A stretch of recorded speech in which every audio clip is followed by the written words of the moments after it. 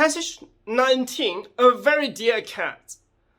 Kidnappers are really interesting animals, but they recently took considerable interest in Mrs. Elena Ramsey's cat. Mrs. Elena Ramsey, a very wealthy old lady, has shared a flat with the cat Rastus for a great many years.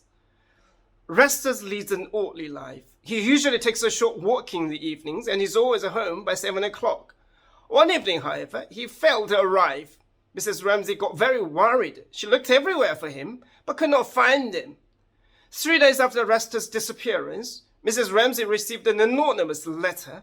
The writer stated that Rastus was in safe hands and would be returned immediately if Mrs. Ramsey paid a ransom of £1,000. Mrs. Ramsey was instructed to place the money in a cardboard box and to leave it outside the door.